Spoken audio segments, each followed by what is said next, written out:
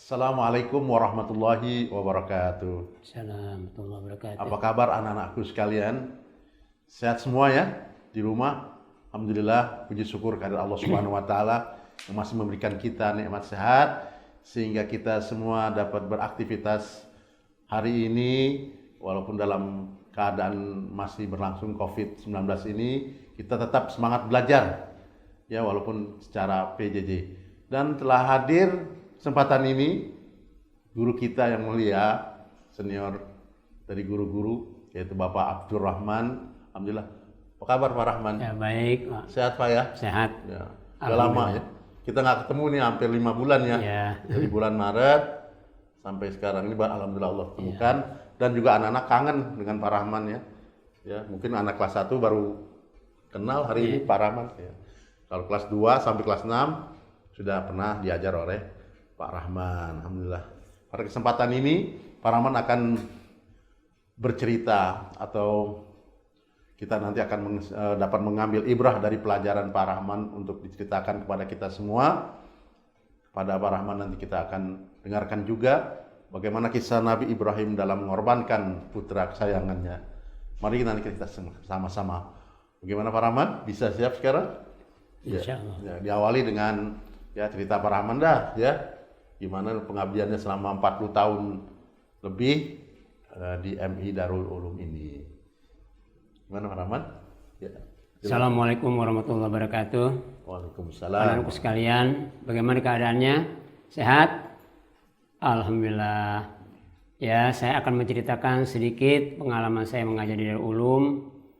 Dahulu Darul Ulum nggak seperti sekarang. Sekolah kita sederhana, tapi semangat belajar anak-anak itu sangat tinggi. Karena apa? Karena tujuan mereka adalah satu, ingin menjadi manusia yang baik.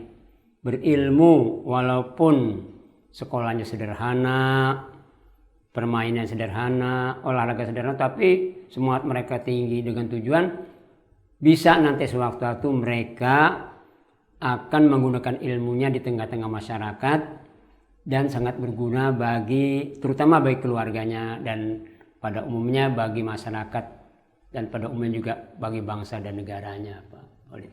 Oh gitu. Ya. Selama 40 tahun terakhir-terakhir ini bedanya apa tuh Pak? 10 tahun Bapak ngajar awal-awal ya, 10 sampai 15 tahun dah. Sekarang kan yang tahun ke-40-nya nih. Perbedaannya dengan anak-anak sekarang gimana Pak? Ya. Kalau dulu kita anak-anak dulu dengan sekarang kan dulu waktu belajarnya nggak pakaiannya bebas, pakai yang baju yang mana aja dah, yang penting bersih, mau sekolah. Karena apa? Karena masyarakat kita kan biasanya pada waktu dulu kan masih kampung, masih banyak pohon, banyak buah-buahan, banyak sawah. Paling-paling kalau pakai baju bagus-bagus pulang sekolah pada kotor. Karena apa? Ya di jalan juga belum jalan raya. Sehingga anak-anak ya kalau sekolah nggak apa-apa dah, yang penting mau belajar. Tapi ternyata semangat mereka tinggi, walaupun mereka tuh sekolahnya sederhana nggak pakai seragam, tetap belajarnya sama dengan yang sekarang yang modern. Karena apa? Karena memang orang tua mereka berbeda dengan orang tua sekarang. Kalau orang tua dulu anaknya nakal, kita jewer kupingnya kita sabet, tuh nggak marah bapaknya. Tapi kalau sekarang nggak boleh, ya karena apa-apa. Wah kalau kita menggunakan itu nanti bisa salah ham jadinya berbeda. Sehingga pada waktu itu guru bebas. Pokoknya orang tuanya bilang kalau anak saya nakal, digebuk nggak apa-apa Pak. Asal dia pinter, supaya dia pinter gitu Pak. Berbeda dengan sekarang. Kalau sekarang, wah nggak boleh itu. Memang nggak diperbolehkan untuk itu. Karena apa? Situasi dan kondisi berbeda dengan dulu. Gitu. Itu semenjak kapan tuh Pak anak-anak bisa berubah drastis sekarang ini? Tahun berapa mulai? Oh ya. Kelihatan. Dulu kan belajarnya nggak seragam. Akhirnya di waktu mereka tuh tahun ketiga dari kelas 1, 2, 3 tuh nggak seragam, bebas tuh. Pakai sendal, pakai sepatu nggak apa-apa dah. Tapi saya rubah tuh lama-kelamaan berdua teman saya tuh Pak Yamin dengan guru-guru yang lain sepakat. Ini bagaimana nih supaya sekolah kita maju kan, masa sekolah anak-anak gini-gini aja kita rubah. Rubahnya bagaimana ya, kita supaya semangat dan namanya berbeda dengan anak yang biasa dengan anak sekolah kan harus berbeda. Karena anak yang dulu kalau pulang sekolah ya kalau nggak belum seragam tuh udah begitu istirahat ada yang ke sawah, ada yang ke pohon macam-macam, ada yang main-main. Kenapa? Memang pada waktu itu situasinya berbeda ya. Nah setelah 3 tahun di pendidikan itu kita rubah. Bagaimana? Pertama tuh kita lihat besok mulai sekolah nggak boleh lagi pakai sendal, pakai sepatu, nggak apa-apa, nggak sama, yang penting warnanya nggak sama nggak apa-apa, yang penting mau dulu. Kita rubah tuh. Selanjutnya bulan selanjutnya udah kita melihat pada nurut, kita rubah bajunya. Kalau dulu bajunya putih biru sama SMP Pak, putih biru tuh lama itu, hampir berapa tahun tuh berubah gitu. Tapi anak-anak nggak ada yang macam-macam, pokoknya waktu belajar mereka hadir. Memang ketat pada waktu dulu belajar karena yayasannya itu kalau anak-anak berisik dia turun tangan langsung ngomelin gurunya, bukan ngomelin anak-anak. Ya gurunya kenapa anak-anak liar begitu, harus kita kita perbaiki itu akhlaknya begitu. Kita salah nulis bahasa Arab, salah baris aja salah itu langsung ditegur kita. Tuh, jadi perhatian pimpinan sekolah kepada guru-guru tuh, walaupun di kepala sekolahnya tetap diomelin Pak, dimarahin.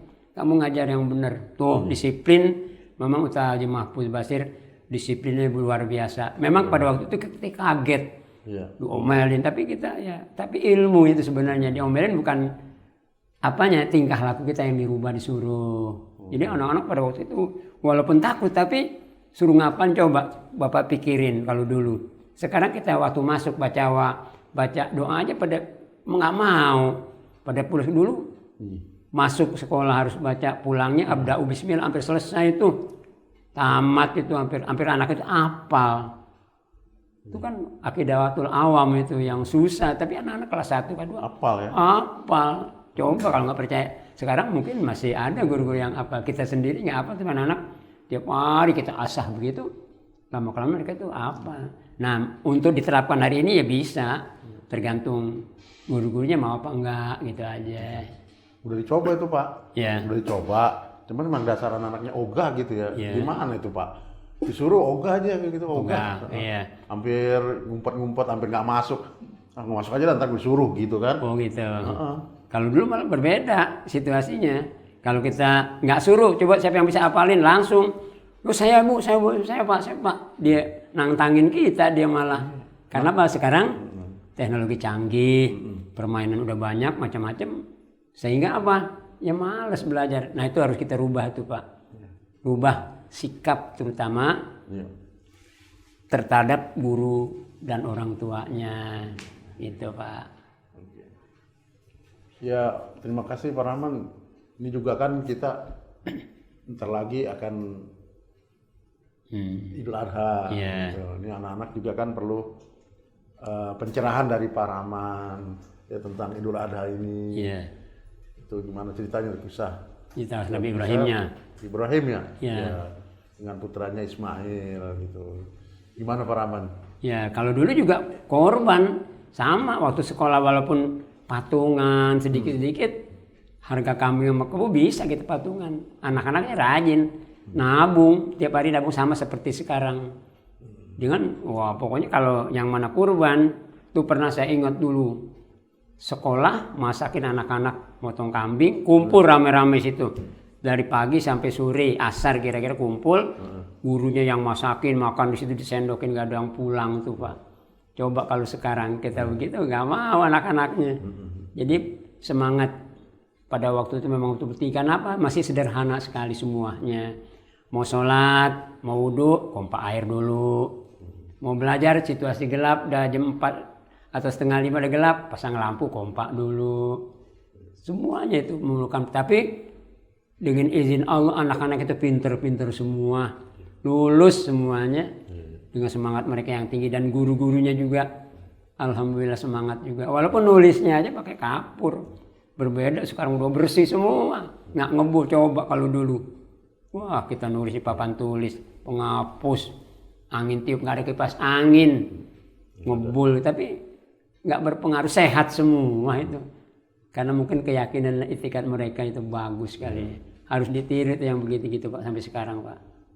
Ini Pak, Ya. ini anak-anak kangen sama cerita Rahman. Udah lama Rahman kan Cerita. ya, cerita, sering cerita ya. Iya. Nih, ceritain dah tuh. Ceritain. Bagaimana kisah Nabi Ibrahim nih sampai mengorbanin anaknya. Oh gitu. Ini anak-anak Iya. dan anak. Nabi Ibrahim kan nabi. Kamu semua mungkin tahu cerita Nabi Ibrahim, nama-nama nabi kan yang wajib kita yakini, kita percaya tuh. Yang kita apa kan 25. Nabi 25. Nabi Ibrahim termasuk nabi yang keberapa coba? Berapa ya? Ayo. Siapa yang tahu? Berapa ya Nabi Ibrahim? Ayo. 1. Terakhir. Nabi Ibrahim adalah nabi yang ke-6. Kan pernah saya ajarin dulu lagunya. Oh iya, coba Pak. Dengerin, mau dengerin? Iya, biar inget. Ya, nih saya nyanyiin, dengerin ya. Ntar kamu rekam, kamu tiru, kamu nyanyiin lagi. 1, 2, 3.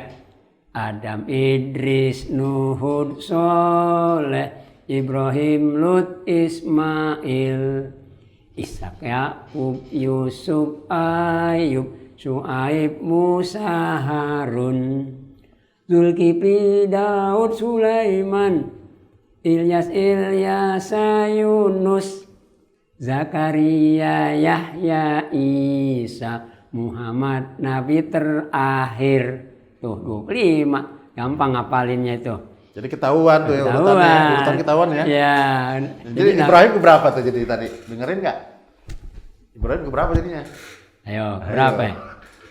Adam, Idris, Nuh. Adam, Idris, Nuh, Hud, Soleh, Ibrahim 6 ya. Ya tuh. Ntar apalin di rumah nyanyiannya, tapi nyanyian keagamaan boleh saja. Ajari pada adik-adiknya semua, ya. Tuh gitu-gitu Pak, ceritanya gitu, kalau nyanyi gitu aja. Iya. Jadi anak-anak digirang semangat. Kenapa? Ya nggak ada hiburan lain. Paling main bolanya di lapangan, sana di belakang nyari balang, main kasti, main bola, macam-macam aja gitu aja. Sekarang berbeda, ada basket, udah lapangannya enak. Ayo, biar lebih bagus lagi belajarnya, jangan sampai ketinggalan. Karena masa akan datang lebih sulit dengan yang kita hadapi hari ini. Ya, tuh begitu kira-kira Pak. Silakan Pak, yang lainnya mau nanya silakan. Masih saya bisa jawab ya. Bagaimana ceritanya itu Ibrahim bisa memotong lehernya? Oh gitu. Anaknya itu. Oh gitu ya. Leher anaknya. Ya, Nabi Ibrahim, Nabi membawa syariat Islam. Dia kan Nabi yang begitu teguh pendiriannya dalam bertawakal kepada Allah. Pada suatu hari dia dilihat Nabi Ibrahim dulu kita ceritakan ya. Nabi Ibrahim pada waktu dulu dia melihat ada seorang atau segerombolan pengikut dia pada zaman dia itu hidup selalu nggak menyembah Allah. Lihat matahari gede, matahari disembah. Begitu matahari nggak ada, nggak nyembah. Besok lihat bulan disembah. Nggak ada bulan nggak disembah. Besok ada bintang disembah. Nggak ada bintang, nggak nyembah lagi. Nah Nabi Ibrahim berpikir, berarti Allah itu bisa lenyap dong kalau kita berpikir untuk nyembah matahari lenyap. Bulan lenyap, bintang lenyap. Berarti ada yang maha pencipta, yaitu Allah Subhanahu wa Ta'ala. Maka kamu sering sholat kan sering kau baca wajjahtu wajhiya lilladzi fataras samawati wal arda hanifam muslima wa ma ana minal, terus sampai selesai itu. Jadi Nabi Ibrahim yang mengisyaratkan kita beriktikad hanya Allah yang menciptakan. Dulu kenapa kok bisa jadi Nabi Ibrahim mengorbankan anaknya? Nah gitu kan? Kan Nabi Ibrahim pernah beristrikan seorang yang bernama Siti Sarah. Tuh bertahun-tahun nggak punya anak Pak, lama nggak punya anak, hampir dia istrinya hampir tua, renta nggak punya anak. Dia berdoa, bagaimana nih terketurunan saya melanjutkan, nggak ada. Tapi dengan izin Allah ada orang tuh memberitahu kalau mau beristri lagi. Tuh ada tuh orangnya cantik, siapa namanya? yaitu Siti Hajar. Hajar. Tapi seorang budak dia. Mm-mm. Tapi akhlaknya bagus. Akhirnya Nabi Ibrahim kawin dengan dia. Cerita pendeknya hamil melahirkan tuh Ismail. Dari Iya, Siti Nabi Hajar. Ismail. Tapi sebelumnya juga karena udah tua, yang tua itu cemburu kok bisa dia punya anak. Saya udah lama belum. Iya. Kan gitu. Akhirnya dengan izin Allah dia berdoa dapat anak juga. Iya. Yang bernama siapa, Pak? Ishak ya. Ishak. Iya, Ishak. Artinya Ishak kan ketawa dia. Oh kok saya kok udah tua punya anak. Iya. Jadi tertawa dia kaget gitu. Terus saya namain Ishak. Jadi Ishak mempunyai saudara Ismail, satu bapak lain ibu. Tapi yang untuk dikorban tuh yang dari Siti Hajar. Yaitu Ismail. Itu Pak ceritanya. Lagi Pak nanyanya, yo. Oh gitu ya. Ya. Ya Allah. Kira-kira gitu. Ujiannya amatlah besar ya bagi Iya. Ibrahim ya. Pertama memang lama sekali tidak diberikan keturunan. Akhirnya Kedua, setelah dapat keturunan disuruh korbankan keturunannya. Iya. Itu dikorbankan juga nggak langsung punya anak langsung dikorban. Iya. Dia taruh dulu tuh. Udah baru dapat anak. Diletakkan di padang pasir yang dahsyat panasnya itu. Oh, Kalau iya. kita olahraga salah dijemur aja sama gurunya marah. Panas Pak, panas Pak. Coba Nabi Ismail dibawa ke padang pasir yang panas, nggak ada air, nggak ada orang. Oh, iya. Tuh dengan izin Allah kesabarannya dia Oh, iya. ditaruh di padang pasir. Tapi Allah Maha Kuasa. Nabi Ibrahim bilang, saya taruh nih Nabi Ismail di padang pasir. Mudah-mudahan ada dia nanti Mekah tuh menjadi berkah. Semuanya doa Nabi Ibrahim. Oh jadi Iya. ya. Jadi ujian untuk Ibrahim itu bukan hanya pengorbanan itu aja ya, Iya. tapi Ismail juga ya Iya. diuji juga ya. Uji juga. Oh, iya. Nah, udah karena anak kecil kan disayang itu. Sama juga kamu masih kecil, disayang sama ibu gak? Sayang gak sama ibunya? Sayang. Masih kecil ditanya, diindungi rumah. Pernah saya cerita tuh sama anak-anak, dia punya adik kecil gak punya. Coba bagaimana cara ibunya mandiin anaknya. Dinyanyiin dulu kan. Kamu punya adik tanya, bagaimana nyanyinya? Gini. Siram bayam, siram kangkung, biar subur, cepet gede. Udah gitu kan semangat anak airnya dingin dinyanyiin. Siram bayam, siram kangkung biar subur cepet gede. Anaknya ketawa ditanya, ini anak siapa? Ini anak siapa? Ya anak ibu lah kok nanya. Tuh saking sayangnya ibu sama anaknya. Makanya kamu harus ingat tuh jasa ibu, jasa bapak, jasa guru, ingat. Karena kalau kita ingat sama orang tua, ingat sama guru, ilmunya berkah jadi orang pinter. Mau gak jadi orang pinter? Mau gak? Nah ntar mulai sekarang gak boleh ngelawan orang tua lagi. Suruh tidur, ayo udah malam. Jangan ngelawan lagi, ayo tidur, belajar yang benar. Tuh, lihat Nabi Ismail. Nanti saya ceritakan lagi selanjutnya. Ya, gimana Pak Olid? Mungkin ada pertanyaan yang lain? Oh iya, Pak Rahman ya Allah. Ya. Jadi kalau kita bisa mengambil kesimpulan dari kisah Ibrahim itu, ya pertama ya kesabaran ya Pak. Sabaran. Kesabaran. Ya. Ada lagi nggak selain kesabaran? Kesabarannya, pengorbanan. Karena ya. begitu dia udah gede, kan dulu pengen banget punya anak. Udah anak yang satu udah ada, anak ini ada nih Ismail udah bisa diajak ngobrol, biasa kerja, biasa perintah, udah gede. Turun wahyu dari Allah, ngimpi. Sampai 3 kali ngimpinya.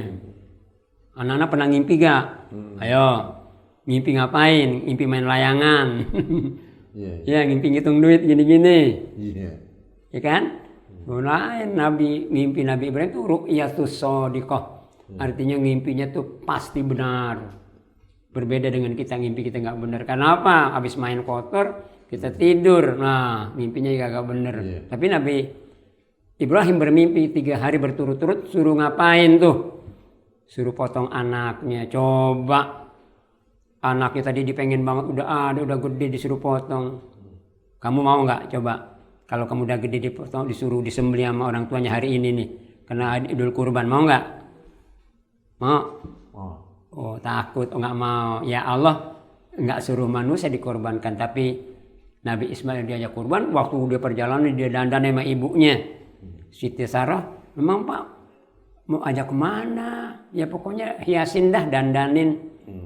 Udah enak diajak jalan ngobrol, didandanin rapi pakai gamis di tengah padang pasir, dituntun sama orang tuanya pegang pedang yang tajam. Nah orang tua ibunya bingung nih mau kemana nih? Ya akhirnya jalan di tengah padang pasir, tuntun ibunya sampai sedih.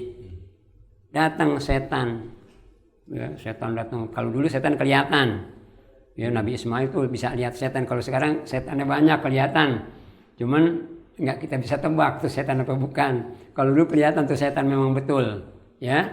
Akhirnya waktu di tengah jalanan setan ngomong sama Nabi Ismail, jangan mau. Emang apa? Lu mau dipotong tuh, lihat bapak lu tuh pegang golok. Yang setan yang ngadu sama ibunya. Bu, ibu kenapa kasih anaknya dipotong? Jangan kasih bu. Oh, jadi setan tuh nggak ganggu kita. Di mana posisi ada tuh diganggu. Tapi Nabi Ibrahim tekun, ayo. Tapi di ngimpinya yang sodikah itu yang benarnya. Memang nih pasti dari Allah nih, nggak mungkin dari setan. Yang ketiga tuh di mimpi dibawa suatu lembah yang tandus, di situ direbahkan anaknya, diasah golok, dites dulu tuh goloknya tajam apa enggak. Diambil goloknya, pedangnya, ditabas tuh batu, pecah. Ternyata waktu mau dipotong Nabi Ismail nggak ngempan. Wah, yang pertama tuh nggak mempan. Padahal goloknya tajam itu. Terus selanjutnya? Akhirnya selanjutnya tes lagi, asah lagi, tabas lagi, pecah tuh. Potong lagi gak ngempan. Wow, tapi dengan keyakinan ini perintah Allah, harus kita. Kalau kita baru sekali potong ngempan, udah jangan dah. Iya. Orang kan pasti begitu kalau, tapi Nabi Ibrahim enggak. Yang terakhir pasti dah nih, asah lagi, tes lagi, pecah. Nah, yang terakhir yang ketiga kali dimengucapkan Allah Bismillah Allahu Akbar, dipotong, ternyata mempan Pak. Muncrat darahnya. Setelah ditutupin air putih, wah muncrat darahnya semua, lemes. Ya, anak saya yang saya sayang, saya korbanin, saya potong, sedih. Gimana nih? Tapi Allah mengirimkan dengan kegembiraannya, dengan pengabdiannya dan takarubnya dia kepada Allah, Tuhan ganti dari surga seekor kambing kibas yang besar. Begitu diangkat kain putihnya, bukan Ismailnya yang dipotong, tapi kambingnya yang gede. Ismailnya berada di sebelahnya. Tuh pengorbanannya Nabi Ismail pada waktu itu yang kita tiru sampai sekarang.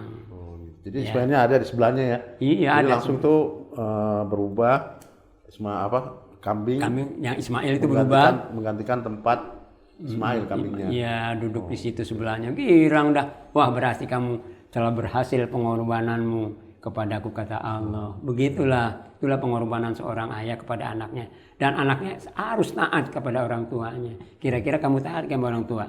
Ya. Ayo. Taat. Kalau model begitu, kamu mau nggak? Sanggup nggak dites begitu? Nggak sanggup, tapi Nabi Ismail luar biasa. Kita ikuti syariatnya sampai sekarang, pengorbanan. Makanya berkorban, biasain. Ya, yang tadi saya ceritakan tuh. Lihat pengorbanan Nabi Ismail kepada orang tuanya. Turut taat. Kamu taat apa enggak sama guru? Sama orang tua taat enggak? Nah, kalau udah dengar cerita ini ntar pulang, dengerin, pakai tuh ilmunya. Mudah-mudahan bermanfaat. Amin. Ya, gitu Pak. Amin. Ada yang lain? Silakan Pak. Kalau saya bisa jawab ya. Pak Rahman. Ya. Masih teringat saya dengan tebakan-tebakan Pak Rahman sering ngasih kepada saya nih, kepada guru-guru. Kemudian juga kepada murid-murid. Murid-murid itu senang banget dengan tebakan-tebakan atau pantun lah yang buat hati kita perut kita nih kocok. Ya kan? Karena ketawa kan banyak. Bisa nggak ngasih nih, ulangin tuh buat guru-guru. Buat anak-anak apalagi nih. Anak-anak nanti nih sekarang nih. Silakan Pak. Anak-anak sekalian, Sebelum tebakan saya cerita dulu. Kan sekarang zaman pandemi nih ya. Lockdown, artinya lockdown kan nggak boleh keluar rumah. Jadi kamu harus di rumah aja. Nanti sewaktu-waktu lockdown keluar rumah, nggak boleh di rumah. Semuanya pada keluar. Begitu waktu zuhur, nggak boleh orang yang dalam rumah, keluar semua yang asar semua keluar, nggak boleh di dalam. Sehingga nanti masjid penuh sama orang mau ibadat. Masjidnya cuma satu. Sekampung keluar semua, muat nggak? Nggak lah, kena bikin masjid lagi. Itu begitu. Kalau sekarang kan lockdown di rumah, masjidnya kosong kan? Terbalik nanti akhir zaman tuh begitu. Jadi masjidnya banyak, orangnya banyak, begitu itu ditinggalkan jadi masjid doang. Nah sekarang dalam pandemi ini memang kan suka kalau kamu keluar kota, kamu kan ada surat apa tuh namanya Pak tuh? Surat jalan kesehatan ya? Iya, surat jalan kesehatan. Ada tuh seorang anak nih, saya cerita nih kejadian nih. Jadi ada seorang polisi, anak itu mau pulang ke Bogor, naik motor. Begitu dia ngebut sampai daerah pertengahan Jagorawi di stop. Mau kemana kamu? Mau ke Bogor? Gak boleh. Zona merah. Gak boleh keluar kota karena sekarang lagi lockdown. Kamu harus balik. Ya bagaimana Pak? Saya mau ke sana. Kalau kamu ke sana juga, saya nanya dulu. Jawab pertanyaan saya. Kata siapa? Kata Pak polisi. Baik Pak. Ini anak pinter cerdas ditanya sama polisi. Saya mau catat nih. Yo. Siapa nama kamu? Kata polisi. Siapa? Tak tahu Pak. Ayo cepat. Siapa nama kamu? Saya mau catat. Saya mau kasih surat jalan. Tak tahu Pak. Siapa? Tak tahu. Bapak yang nggak ngerti. Kata anak itu. Nggak ngerti bagaimana? Kamu tak tahu jawabannya? Nama saya Pak tak tahu. Oh. Tak tahu. Nama kamu tak tahu. Iya, Bapak yang nggak ngerti. Oh gitu, maaf. Catat nama tak tahu. Tak tahu. Iya. Punya ibu gak? Ya punya Pak. Masa nggak punya ibu? Iya. Keluar dari mana? Ya siapa mana ibu kamu ya? Saya mau tulis ini. Saya mau catat. Mau tulis. Siapa nama ibu kamu? Tulis dah Pak. Siapa? Ini saya mau tulis. Iya. Tulis dah Pak. Nama ibu kamu. Astagfirullah Bapak nggak ngerti juga. Nama saya nama ibu saya tulis dah Pak. Oh. Nama ibu kamu tulis dah. Jadi anak ibu itu namanya tulis dah. Jadi dia tak tahu. Nama ibunya tulis dah. Iya. Wah, polisi geleng-geleng, pinter nih anak jawabnya. Terus punya bapak gak? Ya punya lah. Siapa nama bapak kamu? Ayo, pakai pen Pak. Iya, ini saya mau catat pakai pen. Nama kamu, nama ibu, udah saya mau catat lagi nama bapak kamu pakai pen. Loh, bapak yang nggak ngerti. Siapa nama bapakmu? Pak Kepen Pak. Jadi nama bapaknya Pak Kepen. Pak Kepen. Iya. Mau Kepen polisi ketawa lagi. Wah, saya kalah nih kata polisi. Kamu pinter banget. Kamu bangsa mana sih? Punya kakek gak? Punya. Bangsa mana? Bangsa jin Pak. Hah? Kaget polisi. Bangsa jin. Pantes. Bangsa jin. Oh, nama kakek kamu bangsa jin Pak. Namanya bangsa jin. Oh, bangsa jin. Bangsa jin. Bukan bangsa Roni, Bang Pak Rahman, bukan. Bangsa jin. Oh, nama kamu pinter kamu. Dah kamu nggak usah bayar nih surat. Saya kasih jalan ke bawah. Tuh anak yang cerdas begitu Pak. Jadi iya tiru tuh anak cerdas, kalau ditanya apa mesti jawab dengan akalnya, dengan ilmunya. Pinter, sukses di jalan, jadi nggak dipertanyaan tuh zaman pandemi. Nah sekarang mau kasih tebakan Pak ya. Silakan Pak, kasih tebakan. Ya, tebakin apa ya? Banyak tebakannya, cuman waktu nggak keburu kali, satu aja dia kita tanya ini tebakannya. Dari jauh di Uber, udah deket dilewatin. Ayo, apa? Oh ya. Dari jauh di Uber, udah deket dilewatin. Apalagi pulang sekolah dah rame-rame. Udah Uber rame-rame. Apa ya? udah deket dilewatin. Ayo, mungkin Bapak bisa tebak. Dari jauh di Uber udah deket dilewatin. Oh, Ayo. iya. Si Bang bisa jawabannya. Jauh di Uber. Ayo jawab. 2 menit. Saya kasih waktunya. Apaan ya? Ya, nyerah. Ngejar layangan putus kali. Itu masih di Uber. Dari dekat di Uber udah jauh dilewatin. Kan di Uber kok dilewatin. Kan kalau layangan putus kan Uber nih. Hmm. Tembakin lagi Dilewatin. bisa ngelewatin lagi. Ayo. Bukan. Kan. Ayo, saya buka rahasianya ya. Dari jauh di Uber, udah deket dilewatin. Pintu. Coba Pintu. pulang sekolah lah, ayo anak-anak udah boleh pulang. Kabur semua di Uber. Iya. Udah deket dilewatin apa pintu. Iya bener ya. Ya. Iya emang mesti kita lewatin pintu. Iya. Buru pulang. Jadi dari jauh di Uber kan. Nah, satu lagi terakhir. Ayo. Apa? Kalau di pagar mati. Coba. Ya di pagar mati udah. Ayo Pagar. apa? Yang di pagar mati. Kamu di pagar nemprok mati gak? Enggak. Ayo di pagar mati. Ayo tebak. Apaan ya? 2 pertanyaan udah tuh. Saya punya segudang pertanyaan tapi nanti aja dah. Yang sekarang dulu dah. Ayo satu lagi. Di pagar mati adalah, jawabannya adalah yang di pagar mati. Saya nggak tahu sih. Di rumah kamu ada itu siapnya. Ayo di pagar mati. 2 menit jawab. Apa? Nyerah. Nyerah. Nyerah. Yang di pagar mati adalah jalanan. Ya di pagar. Udah mati jalanannya dah. Nggak jadi jalan situ, udah di pagar. Oh. Jadi yang di pagar mati jalanan, Pak. Jalanannya di pagar, jadi kita bisa jalan. Nggak bisa jalan. Jalannya udah mati, jangan jalan situ, udah jalan sana aja. Ya, mudah-mudahan kamu bisa punya tebakan yang lain. Tebakin Bapak. Ayo. Ya nanti lain kesempatan kita bertemu. Iya. Bapak dengar pertanyaan kamu udah main tebak-tebakan. Segudang tebakan ada sama Bapak. Iya. Cuman hari ini nggak keluar semua ya. Iya. Ya, doakan mudah-mudahan kita panjang umur, bisa bertemu kembali ya. Gitu, Ya. Pak. Ya, kita nantikan tebakan-tebakan berikutnya ya Pak semua ya. Siap. Terima kasih penjelasan cerita Pak Rahman cukup panjang.